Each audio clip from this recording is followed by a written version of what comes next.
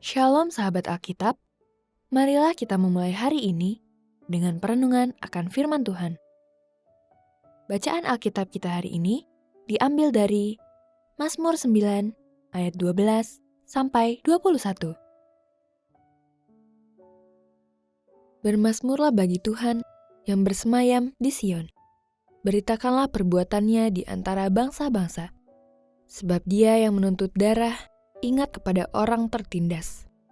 Teriak mereka tidaklah dilupakannya. Kasihanilah aku ya Tuhan, lihatlah betapa sengsaranya aku karena para pembenciku. Ya, Engkau yang mengangkat aku dari pintu gerbang maut, supaya aku menceritakan segala perbuatanmu yang terpuji, dan bersorak-sorak atas karya keselamatanmu di pintu-pintu gerbang Putri Sion. Bangsa-bangsa terbenam dalam lubang yang dibuatnya. Kakinya tertangkap dalam jaring yang dipasangnya sendiri. Tuhan telah memperkenalkan dirinya, Ia melaksanakan keadilan. Orang fasik terjerat dalam perbuatan tangannya sendiri. Higayon. Orang-orang fasik akan kembali ke dunia orang mati. Ya, segala bangsa yang melupakan Allah. Sebab bukan untuk seterusnya orang miskin dilupakan. Bukan untuk selamanya harapan orang sengsara lenyap. Bangkitlah Tuhan, dan jangan biarkan manusia berjaya. Biarlah bangsa-bangsa dihakimi di hadapan-Mu. Buatlah mereka gentar ya Tuhan, biarlah bangsa-bangsa mengakui bahwa mereka manusia belaka. Sahabat Alkitab, di tengah dunia yang kerap abai terhadap kebenaran dan keadilan, Mazmur 9 tampil sebagai nyanyian kenangan.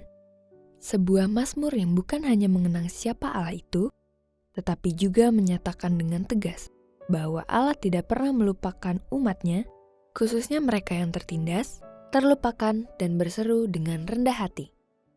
Pemazmur menegaskan bahwa Allah tidak melupakan teriakan orang yang tertindas. Dalam perspektif iman, penderitaan bukanlah akhir, melainkan undangan untuk berharap kepada Allah yang mengangkat dari pintu gerbang maut. Seruan ini bukan sekedar harapan akan keselamatan, tetapi kerinduan agar hidup menjadi kesaksian, supaya aku menceritakan segala perbuatanmu yang terpuji. Keselamatan bukanlah tujuan akhir, melainkan sarana agar kemuliaan Allah dinyatakan melalui hidup kita. Memuji Tuhan bukanlah sekedar respon emosional, melainkan tindakan eksistensial. Sebuah tindakan yang memperlihatkan bahwa hidup manusia menemukan maknanya saat diarahkan kembali kepada Sang Pencipta. Selanjutnya, pemazmur juga melihat bahwa bangsa-bangsa yang melawan Tuhan justru jatuh ke dalam lubang yang mereka gali sendiri. Sungguh ironis, rencana jahat mereka justru menjadi jalan bagi penghukuman diri sendiri. Secara teologis, hal ini merupakan penghiburan sekaligus peringatan. Tidak ada kejahatan yang benar-benar tersembunyi, dan tidak ada kebenaran yang benar-benar sia-sia. Allah tetap bertahta dan dikenal melalui penghakiman yang dilakukannya. Sahabat Alkitab, di saat dunia mudah melupakan mereka yang lemah, Allah justru mengingat. Dalam pemahaman iman umat Israel masa itu, mengingat bukan hanya aktivitas pikiran, tetapi tindakan kasih yang konkret. Ketika Allah mengingat, Ia bertindak. Sungguh, hal ini menjadi sumber kekuatan bagi setiap kita yang merasa diabaikan. Doa-doa kita tidak pernah sia-sia. Harapan kita tidak akan selamanya ditangguhkan. Mungkin tertunda, tapi tidak dilupakan. Mari kita berdoa.